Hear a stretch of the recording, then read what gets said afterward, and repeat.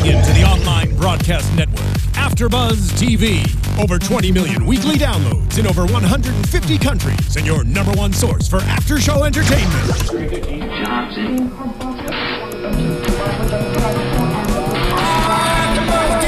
AFTERBUZZ TV, the destination for TV superfans. Producing after shows for over 300 of your favorite TV shows, interviewing celebrities and showrunners, and bringing you behind-the-scenes exclusives. All thanks to E! Entertainment's Maria Menounos, producer Kevin Undergaro, and internet leader Akamai. Now, let the buzz begin! Hello, AfterBuzzers. This is Stephanie Giorgi, and you're watching Jane the Virgin After Show, Chapter 19. Before we get started, go ahead and subscribe to our page down below. Find us on iTunes, on SoundCloud. Leave us comments, rate us 5 stars, let us know what you think, and we'll continue the discussion a little bit later afterwards. As you can tell, I'm the one starting it today. I'll be, captain of the ship, because I don't have any people with me. So Madison and Giselle send their love to you both. Unfortunately, they couldn't be here. They're out on assignment. And I'm going to just start it off. So let's see what we can do here. I took all the notes that I possibly could, and we're gonna go ahead and start with the flashback as we always do. And I loved it because it was with the sex education talk. And the narrator says the sex of education, which is somewhat a rite of passage. And we see the nun, the sister at the school, write the word sex and then just cross it out. So then the girls take it upon themselves to have a little, or I should say Jane takes it upon herself to have a little lesson of herself, of sex, and she does what abuela does. So she holds the flower so perfectly. All the girls are holding the flowers in their hand. She's like, hold the rose. Now crumple it up in your hand. Now try to put the rose back together. And none of them could, and it was so funny. And she's like, that's what sex is. Once it's gone, you can never get it back. And Lena, we're introduced to young Lena, and we find out that they meet in the 5th grade. And Lena's like, no, that's not how it goes. I know how long it takes and like with who and where it goes. I have older sisters. Hilarious, which is actually kind of surprising because it just shows you what kind of a person that Jane is, even at a young age. At the fact that she stuck to her gut. She still knew what the right thing was, and it was to hold your virginity. I mean, not to say that it's not wrong, but, biblically speaking, it's right. So then our first scene is going to be where we see how Jane deals with the breakup between her and Raph. And the last thing that we saw with Jane last week was just her crying on the outside of the hotel room. And it was so sad because you see her, it was like one of those like hard cries where she really is just kind of to herself and falls apart a little bit. And then we're introduced to the 7 stages of grief: shock, denial, anger, bargaining, guilt, depression, and acceptance, which honestly cracks me up because that's kind of what it's like. You really do go through all those stages. And being a female, we think so much. That's all we do is we think, and we go through these ups and downs and trying to be deciding on one thing, but we're indecisive, and it is what it is. So that was really sad, but we see her kind of dealing with it. And I'm going to do this scene by scene, by the way, just to kind of make it a little bit easier. Our next scene, we have Roman and Petra. And we see that he does kill, or actually he says that he kills Aaron. And I don't think we exactly knew that. I knew that we knew that, someone had done it, or they had set it up. But honestly, the thought of this dude doing it, like pushing his own brother, is ridiculous. And I'm almost positive that Aaron was, what did he call it? He's a Janeth, or I forget whatever the religion was that he had said that he was on the show. It makes sense that he, like Roman, would not take him serious and be like, whatever, man, because he seems like his brother was just a peaceful person. And then we see Rogelio, and he's talking about his one day residency in Las Vegas. I love Rogelio so much because he seriously is the comic relief in the show.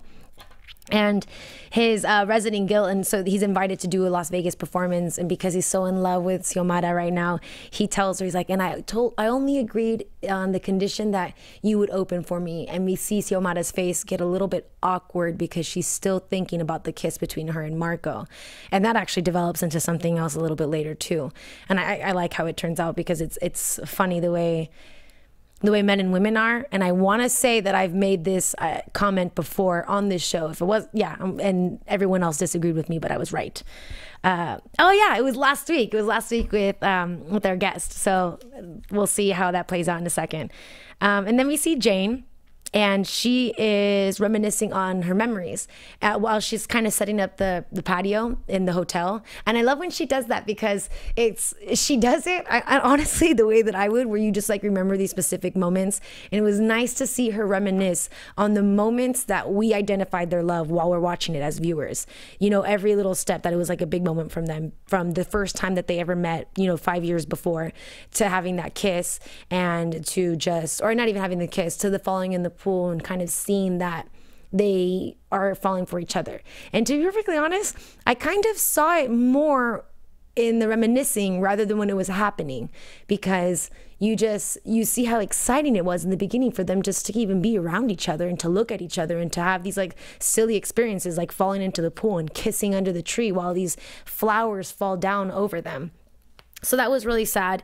And then we have Lena that comes up to her and she interrupts her while she's thinking about it. And Lena says, remember how I told you that I was a psychic? Well, I really sensed that something was wrong when we went upstairs, because I guess in the scene prior to that, they kind of walk into the room while Jane goes back to Raf, trying to like get him back and let him know that what they had done was wrong. And Lena was right. So then Jane has to say that she didn't really understand what was going on. And Lena says, well, I don't know if this has anything to do with it, but it might be the fact that I saw him in a really intense conversation with an older woman. Jane, fortunately, doesn't fall into assumptions, but instead what she does is she investigates the situation, and she looks at the receipts for the time that Raf was speaking to the woman. And we're lucky that Jane and Raf had the discussion about his mother, because she identified the name and saw that he had spoken to his mother. And so she runs to go see Raf and she talks to him about it. And I know that for her, it was comforting in that moment to think that, yes, that's the reason why, obviously, because it's a big deal. He hasn't seen his mother in 27 years, and now all of a sudden he wants to break up with me. But I also really like what Raf had to say, because Raf says that that's the reason why I left it out, because I didn't need you to think that that was the reason why we were breaking up. It's just that, you know, for him, which we find out later in the episode, it was just one more thing on his plate, one more thing that was gonna make things difficult, or, you know, make that mountain that much higher to climb, while he's going through all these other different transitions in his life and problems with ultimately no solutions, or just kind of like ending somewhere, and he hasn't figured anything out. So that gets really frustrating. I feel bad for them about that. And she asks him if he still loves her, and he says that he does. And, you know, we believe that, but then it just gets upsetting, because I feel like some people, they do a good job at trying to, you know, be honest with the person if they don't want to hurt them, but at the same time lying to them just so that they can actually move on. So then you're kind of caught in this predicament where, you know, should he just continue doing this because he's trying to save her, or, you know, or should he be honest with her, or should he just take chances? But I don't know. I kind of feel like I understand him, and I would be in a better position like that too. And I think I love Raf more at the end of this episode because of what he does later and what he says to the therapist, which falls into our next scene. Because I get really sad, because you see how vulnerable Jane is when she's talking to him, and she says that I think that we can do this. I think that we can fight. And again, you know, Gina Rodriguez, she's such an awesome actress, because you feel her, even if at the slightest change. And like that scene was just like 2 minutes, like a couple of lines, but you still felt her trying to plead to him. And at the end of that discussion, they decided that they're going to go to couples therapy, which I personally think is great, you know. And I've heard many people who've been through couples therapy, and I'm not going to lie, once I've done it also in my past life, just kidding. But the one thing that I got from that session was I was with someone who, like Raf, who you see, or actually maybe it's just always the guys who think like, this is ridiculous, we don't want to talk about our feelings. But the good thing is that when you have a third party, and an educated third party, where they understand that they're just a perspective and they're not giving you advice, they're just helping you analyze your thoughts and kind of see things in a different way. That's ultimately what she's trying to do. She's, you know, whatever he can't hear from Jane, he might be able to hear from this therapist. So I get really excited about that. And when we see their process for it, Jane goes back home and she starts to make these appointments. And while she's making these appointments, Xiomara comes into the room, and she needs to tell Jane about the kiss that she had with Marco. And I love Jane's reaction to this, because she's like, what do you mean? And we see Xiomara get excited about her possibly saying that she doesn't have to tell her, but Jane was right. And she really, you see how Jane is the type of person that just kind of thinks of the whole picture. And she's like, no, I genuinely don't know, because Rogelio is a very proud person. He's a man. He's a man's man. And so it could easily just be very unforgivable and just left at that, which we see that a little bit later, and we'll get to that in just a moment. That doesn't really help Xiomara out. So she's kind of just dealing with her own guilt and, decision making. She has to figure out what she's going to ultimately do. The next scene, we see them at therapy, and the therapist is, which I meant to look up, I apologize, is the actress from My Big Fat Greek Wedding. Wonderful actress. She does so great. I love her so much. And it starts like, I guess, like a typical session saying like, so how did you guys get together? That part was hilarious, because the way that they say things, and like there's a part where Jane goes, and my dad, he ended up being the guy from, the something of Santos. And I laugh because she gets excited the way that you would get excited telling the story. So they're kind of left out of it. But then when they're going over it, you're listening to them saying how they met, and you're like, wow, this is definitely a novela, because this is too much drama. So it's funny. And then I'm happy that she says, but we have actual couples problem. That's just how we met. But what we're dealing with now is something serious and something that's very common within other couples.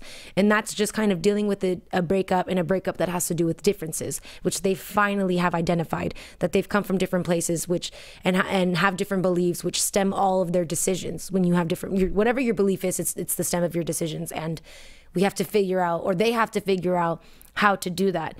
I get excited that the therapist doesn't go so into it. Instead, she does what she's supposed to. She analyzes the situation. She sees how both of them are communicating with her, and tells them that, I see that you guys are in a predicament, but there's nothing that you can do yet, because the session's just started.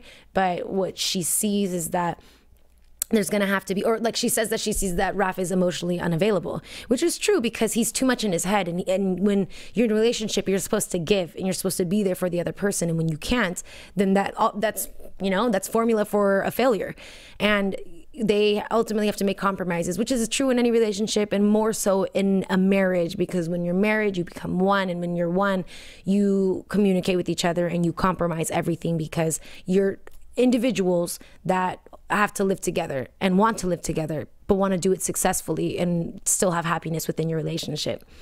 So I really like that. The therapy session is really nice to hear and kind of see them deal with it. And Gina, even in that therapy session, she's so funny with all of her little mini-me's that she sees. And I just noticed in this episode too, that the beginning of her, when she first saw him, the part of her that was like beginning to fall in love with him and leave Michael. And then the third part, that she just knew she wanted to be with Raf. So it's all these stages of Jane speaking to her, and then the Jane that she is now. Sorry for my let's see. And then we see Andie. She gets back into the picture, and you see how Andie's talking to Mike. She calls him. We see Mike get happy to hear from her. And then she gets into like a serious talk, saying that she likes him. Michael says that he likes her back, and then mentions that he told his friends, his parents, and he spoke to Jane, and he says, oh, my ex. And we see Andie get completely nervous, and it cracks me up, because it goes to show you the type of persona that she is, and how she was calculating the entire thing, and also knew that she was doing something incorrectly. But at the end of the day, we kind of don't know, the same way we don't know about all the other characters, that it could be stemming from something else, or they could have different intentions. But as of right now, those were pretty much that's what was going on. The next scene, we have Jane arrive to her baby shower that Lena throws for her, and everyone is there. And actually, this scene's really funny too, because when she walks in, Lena comes up to her and she's like, hey, and Jane says hi to her mom, and then looks at Lena and she's like, why did you invite my writing group? And she's like, I thought you said it was cool to come with them. She's like, no, I said yeah. And Lena, being the good friend that she is, says, she's like, oh, and I understood it too, because that yeah was sarcastic. Like, yeah, like, why would I ever invite them? She's like, my bad. And as she's seeing all of her writing group, she sees the Bill, or the guy who's in the writing group with them, who was nice enough to come to a baby shower. And then Andie's sitting there in front of her, and she turns around.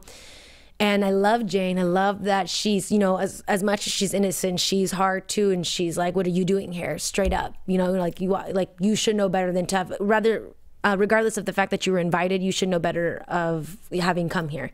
And then Andie wants to speak to her. And the thing about Andie that's like silly, and it goes to show you like the type of women that there are in the world. You know, there are weak women and there's strong women. There are women with morals and women who are just lost, and it's unfortunate. It's not necessarily their fault. You don't know what their upbringing was, but Andie's solution, instead of just being honest, is, which we see her be honest later, but instead of just being honest, she goes up to Jane and she goes, I just wanted to see if there's any chance that you wouldn't tell Michael about what happened. And my favorite part is if she hadn't said it prior to this episode, I'm pretty sure I made this or a prediction last week where I said that it's, you know, she was on Facebook, she saw that they broke up, and then it started innocent and then it got into something more. So she saw that they broke up and she's like, oh cool, now I can swoop in and see what's going on. And then what happens? It did a snowball effect. She just dug the deepest hole for herself and got screwed out of it, ultimately having to tell Michael, who just doesn't agree with that entire thing. And then at that same baby shower, she walks back out and they start these games, and we see Raf come in, and Raf comes in with roses, which is so great because he still knows what's right. They're in like a rocky place right now, but he looks at her and he's like, of course I'm going to come, because at the end of the day, it's his baby. It's the baby shower for his baby, regardless of where they are at in their relationship at that time. The game that they start to play with Lena does the question game, you know, like how much do you really know about your significant other? And I like this because the first one is that music and you know, Jane gets it. The second one is where he asks, what would you want what do you think Jane wants her baby's like first word to be? And he thinks abuela, and abuela's cool. She's like, que esa será muy chévere, which is that would be really cool. And then Xiomara's like, but I would be the grandmother. So then it would be different and maybe wouldn't be that. And we find out that it would be daddy. And it hits Raf in the heart, which is crazy because this entire game, it gets them both. Like it's like a punch in the stomach every time. And we see that she wants it to be daddy, which makes sense because she didn't have a daddy. So her first words were mom. And it's just her projecting what she went through to her child. So everything she didn't have, you know for a fact, she's going to make sure that this baby has it. And so it was really nice to hear her say that she wanted it to be daddy rather than mom or, you know, something else important to her. And then the next question is, what do you want? Like, okay, they ask Raf, like, what do you want your baby? What from Jane do you want your baby to have? And we're excited to hear what she says. And she makes her assumptions, and she chooses very specific traits about her, which are great. And these are things that you would want your child to have. And Raf just says everything. And he looks at her and you see him just fall for her all over again. And it's so sweet. And I love it. And even the narrator says that he's like, he just remembers everything. Everything is what he loves about Jane. And, you know, you fall into that moment. You see her heart just drop because she just wanted to see him. She loves Raf. And it's funny because as much as we saw her with Michael really was just her best friend, because a woman, when she's in love, she's just so unbelievably vulnerable and just willing to do anything for her man.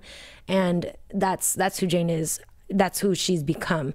But she's, you know, not that she's gonna be vulnerable forever, but in the beginning you are, because you're hurt and you're trying to figure out what to do, because we all know that you shouldn't, you know, you have to fight for love and you can't give up. And she's attempting to do all of this, but it might not exactly turn out that way.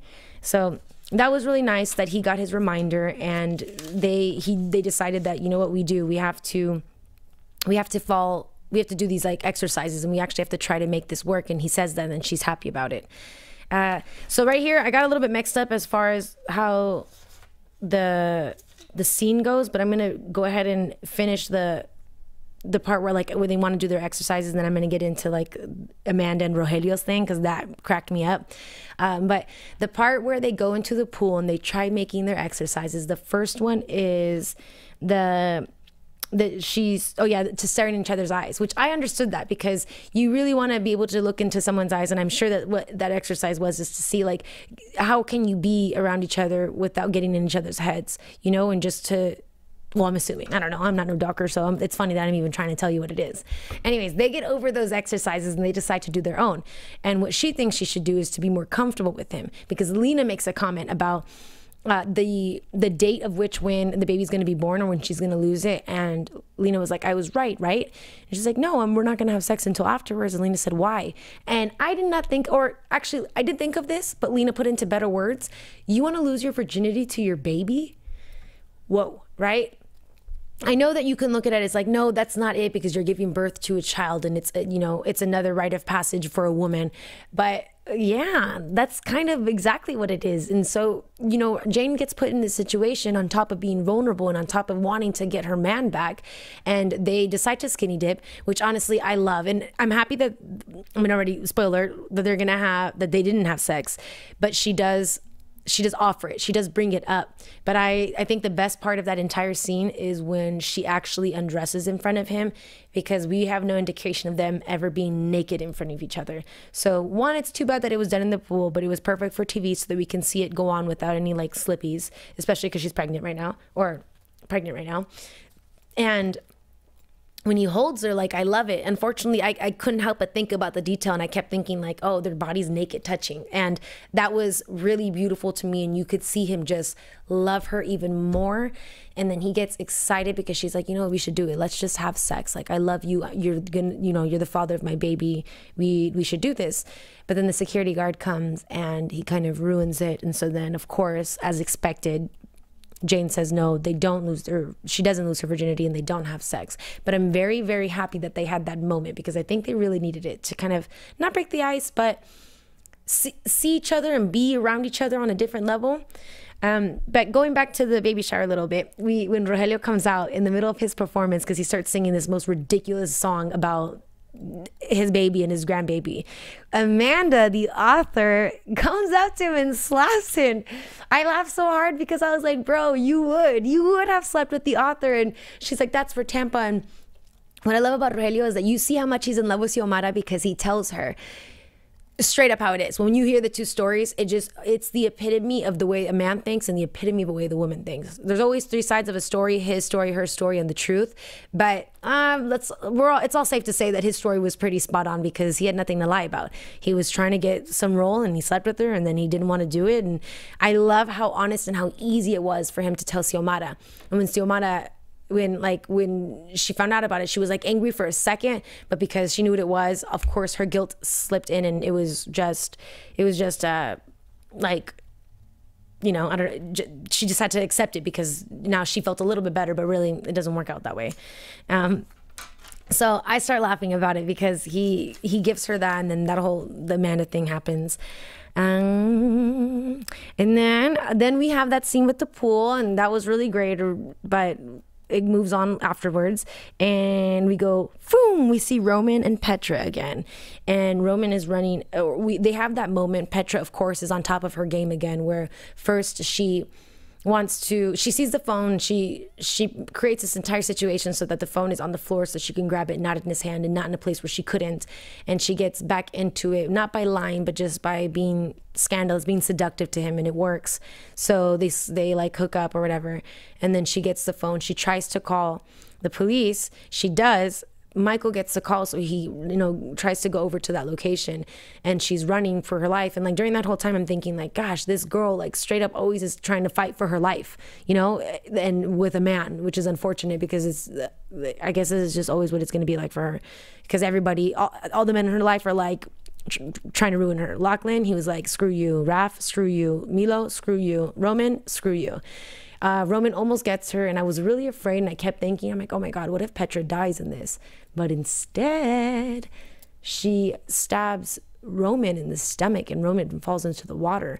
And we don't see her say anything, which I don't know why. I don't know if it's like I mean, or I might have missed it or whatever it is, but she's digging herself another hole, so it's like awkward. Even though she was there for like a second and they walked away, I keep wondering if it's one of those things, because the spear that she put into his stomach wasn't so deep. So is it gonna be one of those things where like later we see a flashback that under the water he like pulls it out and then he swims away, because it's another opportunity for him to get away and for people to think that he's gone, you know, because she's the only person that's gonna think that. But we don't know. And she's just comforted by Michael, and she gets into like a weird situation. And then we go to Xiomara and Jane speaking about the whole pool situation, and we see Xiomara being a good mother. And ultimately, I think everyone knows, because Jane has been so gung-ho and so, you know, determined to save her virginity for marriage. Xiomara was like, well, you shouldn't have done that because you were just trying to get your man back, which is typically true. I mean, I don't know how many girls probably have done that just to keep their guy around.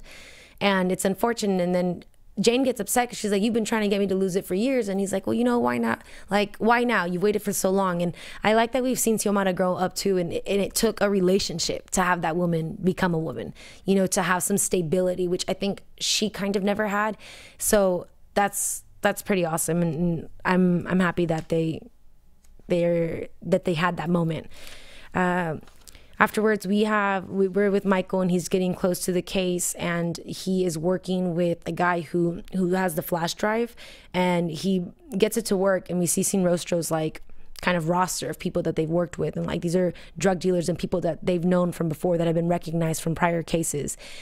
Unfortunately, so we see Michael sitting there looking at the screen, and his like face drops, and in my head I'm thinking, oh my God, who else is it new? Who's new? Who's new? Nadine? What?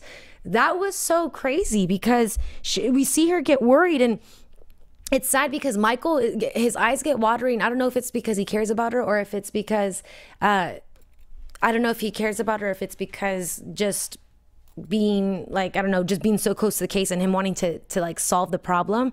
He is, sorry, I'm going to interrupt for just a second. She doesn't know the number for it.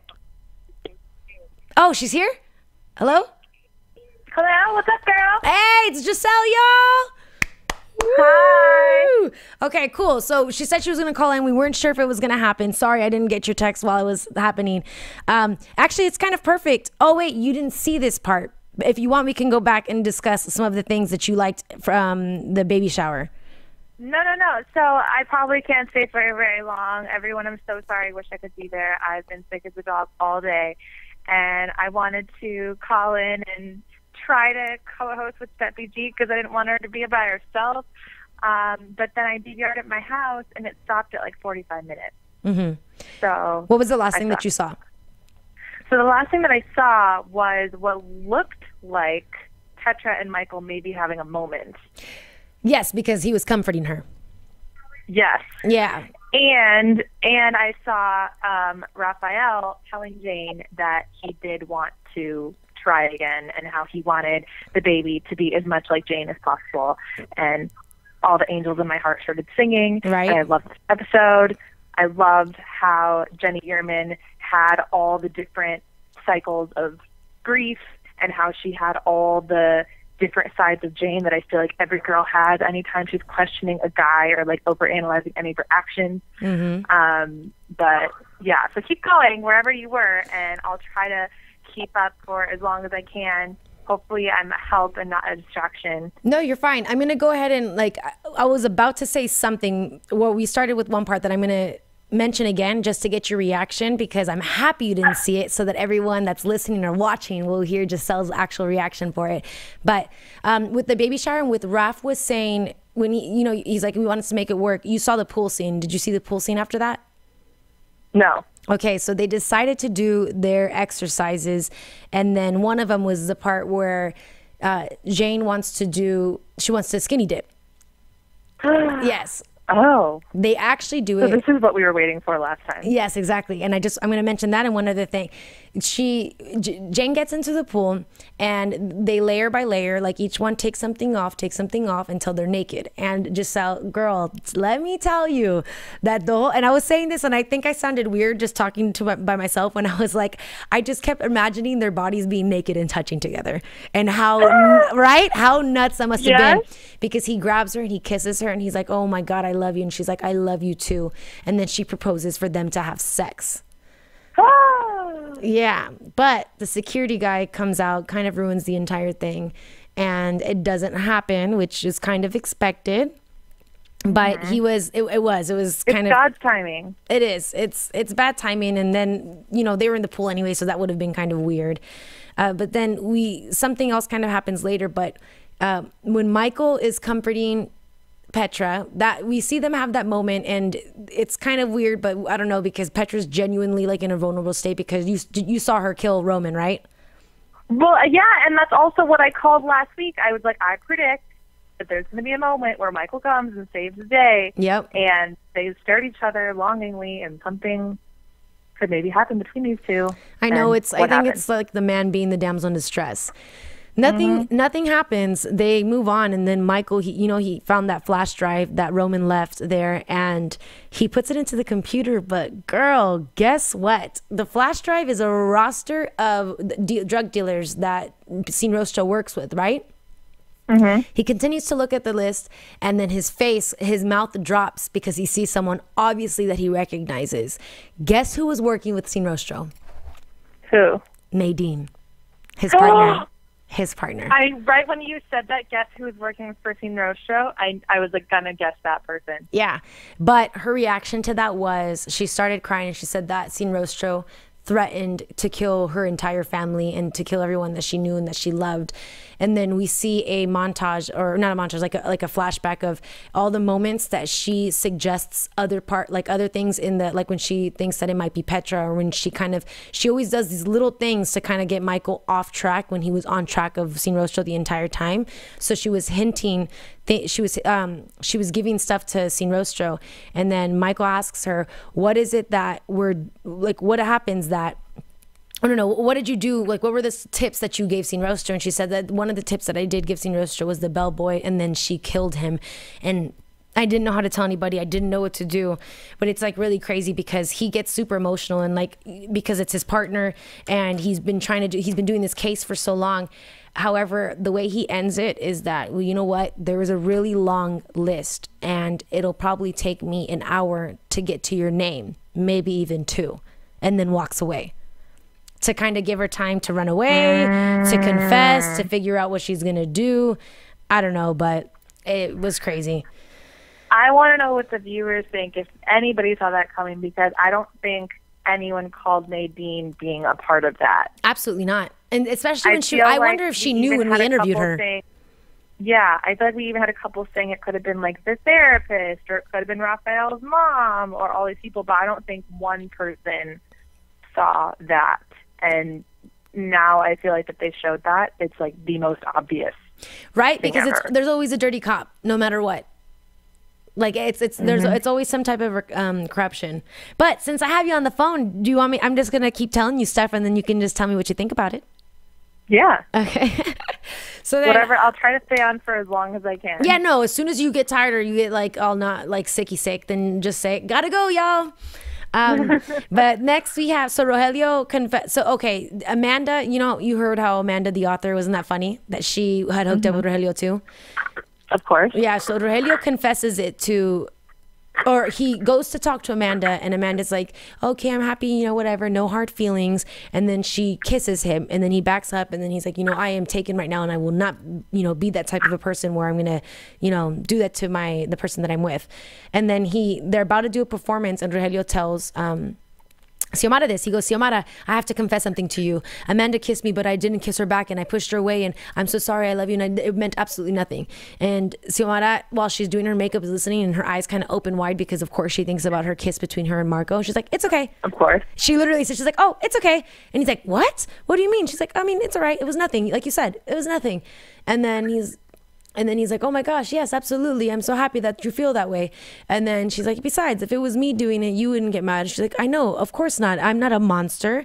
So then during the middle of their shoot, she tells him, and exactly what I said, what you guys kind of disagreed with, he gets so angry, but it's because though she said she kissed Marco and it wasn't the other way around. And he tells her he's vulnerable, and he goes, okay, are we done with this shoot? Good. Okay, so not only is this shoot over, but so is this relationship. And Rogelio breaks up with Xiomara.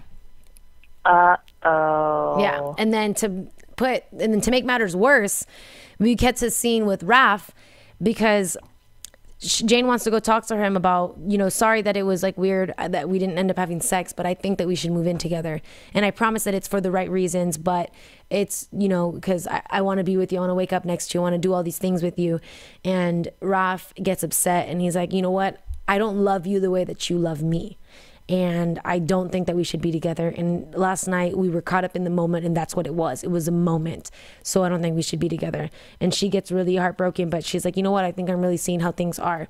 And like, in the beginning of the episode where it shows the 7 stages of grief, and like the last one was acceptance. Like the narrator goes acceptance because she's just accepting it, and you see her accepting it because she talks to Michael and she just tells Michael, we broke up. Whereas when people always try to keep it under wraps otherwise. So it's really sad. But right when she does that, he's like, oh my God, Jane, are you okay? And she's like, yeah, I'm fine, but it just really sucks. And then she gets into the car with Abuela, and Michael gets his phone out, texts Andie and goes, Andie, I think we should end this. I can't get over what you did because of the Jane thing. Yeah. But really, wait, did he... Oh yeah, Andie confronted him. She stalks Jane? Yes, Andie told him about it because she tried to ask Jane if she wouldn't mind covering for her, and Jane was like, "Are you kidding me? Like, what kind of a person are you?" And so then instead of her getting caught up, she really is trying to make the situation better, and she tells him. And then Michael approached Jane saying like, I told you everything that happened, and you just didn't tell me that she knew that she was stalking you. And she's like, no, because you looked so happy. And then he has like a look in his eyes like, oh my gosh, she like does care about me. And then she says that she broke up with Raph. And then it's all confusion. It's like everyone's emotions are going to get away from them. It's the same thing with like Xiomara being vulnerable, and then she kisses Marco. Now Jane is going to be vulnerable, and she tells Michael, and Michael's being vulnerable, and he wants to not do things with Andie. So it's just like, it's a setup for a big disaster, pretty much. Yeah, but then what's going to happen? I know. But the good thing is that then we see Raph. So we're already towards the end, so I think you might be able to make it to end it with me. We see Raph, he goes back to the therapist in the morning or by himself, and he then says, after he had broken up with Jane and saying that he didn't love her that way, he's like, of course I love her like more than anything or whatever. And he continues to say that, or because what the therapist also had said, that he's just emotionally unavailable. And that's like, it's true, but he kind of just says like, it's all these things that are happening, and then she says the same thing, and he's just like, I just can't give her what she needs, and I have to like let it kind of be. And then he gets upset because he said that it was awful he's like, I would have had sex with her had the security guard not like interrupted them. He would have done it, and it sucks that he would have done it knowing her and knowing how much that meant to her. And so he's like, he's guilty just because of that, which is pretty great. That just goes to show you how freaking wonderful he is. There's so many layers. How do you feel about this? I'm just like sad because you see it, but at the same, and like I started the show tonight saying that it's true. Like he has the right mindset because he really, there's actually such thing as being emotionally unavailable, which kind of blows my mind. But the fact that you would do that to someone, he's like, she just would have ended up regretting it, and then I would have it would have ruined everything. Like, why would I have done that? So he was in a position to ruin them had they tried being together afterwards. A resentment would have built, or she would have thought about it later and just would have been upset about it. And I don't know. I'm happy that the sex got interrupted, but I'm also happy that he's identifying it. I just feel bad for Jane because I know she'll do everything that she can to move on and not dwell on this situation. I think it's just, that's just the reality of how relationships are, and I think that it's really unique that Raph actually pointed out the fact that he's emotionally unavailable and that he doesn't want to move forward being at that state. Yeah. I think that he's going to want to eventually get back together with her in the future. And unfortunately, at that point, it might be too late. I know. But I have been in his position of, it doesn't matter if you're with the perfect person. If you're not emotionally available, you are going to be the worst person, no matter how hard you try. And in fact, the harder you try, the more you're going to fuck things up. Absolutely. And I think, a lot of people try to force relationships with people who are emotionally unavailable, and what ends up happening is they end up draining themselves to the point to where it's just this vicious cycle of dysfunctional relationships. Absolutely. And I think that, and ultimately that person who's emotionally unavailable ends up showing the ugliest part of them. And then the other person genuinely either grows out of love or is just like, you know what, I can't be around you. Like, this is just too much. And that's what was happening if you think about it. Like his dad dying, his mom offering the $10 million, you know, he's finding out about Roman. That's about to get even more worse. Almost losing the hotel, having this baby, not having sex. I don't know. Like, it's just, it's one thing after another after another. Yeah. Totally agree with you. Well, Steffi G, I'm going to sign off because now my voice is getting tired, but I will be in the chat room if you're watching live. And, of course, I'm always responding to YouTube comments. So find me in the chat room, find me on YouTube, find me on Twitter. And I love you, and thanks for holding on the fort. And I will see you guys next week. Of course, we love you too. Chapter 20, we have 3 episodes to go this season. I know. It's so nuts. Yeah, we all love you too. Thank you so much for calling in. Y'all, don't forget to follow Giselle and talk to her at Giselle Giorgi on Twitter. Love you much. Bye-bye, babe. Yeah, so that's crazy because I don't know, but I'm happy. I really am happy for Raf. I'm happy that this is happening because, you know, better to solve something before it gets really bad. You wanna, it just has to be good, and he's doing it the right way, and hopefully he'll be available soon enough. But like you said, like Giselle said, you know, it might be too late, and that's the reason why I'm like worried, because I don't think that Michael is going to pressure Jane to do anything, but Michael loves her so much. It's one of those things where he doesn't even mind being, you know, in her presence. And Jane is going to find comfort in that because it's someone that she knows, and he's going to be genuine with her, even though he might have a different agenda, and he could be very good at hiding it. But at the same time, all of you guys, like, you know, have said, for those who were against Michael, and you guys told us in the beginning, like, how do you not see all the bad stuff that Michael's been doing, you know, the lying and all of that? And I don't know. I mean, they're all human. People have their bad things about them and their faults and their flaws. So we'll see. But let's just hope that they're not going to find too much comfort in each other, and so that she ends up putting herself in a position where she's like, well, you know what? Michael was always certain and you weren't. I don't want that to happen. Like, I don't want it for her to just find more reasons for it to be like, no, you're right, you're emotionally unavailable now, and you might be available again, but then what happens if you get there again? Are you just gonna run away? Like, it's a reason to push someone away, and that's the last thing that we want. But yeah, so we'll see what happens with that. And our last scene, finally, and I'm so happy she remembered, Abuela sees Petra's mother come out of a taxi. She's standing, and she looks at Jane and goes, she looks at Jane and says, that's the woman who pushed me down the stairs. And you see Jane's face. And Jane, well, I mean, on the show, she's Venezuelan, but you know that little Boricua is going to go hard on this. And for the previews for like next week, which actually, why don't we go ahead in predictions, please, Marissa.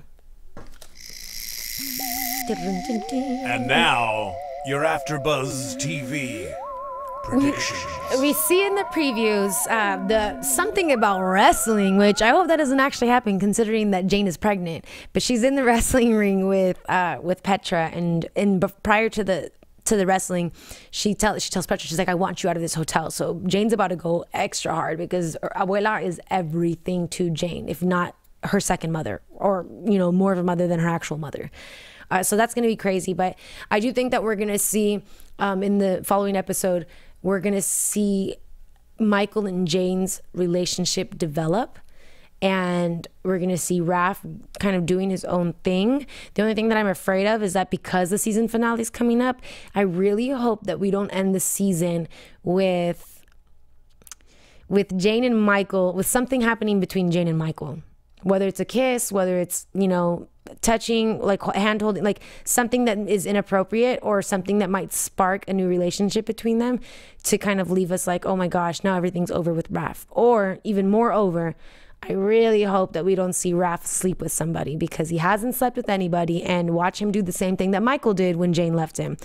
Michael slept with Nadine, who was the closest person around him and the most convenient person around him.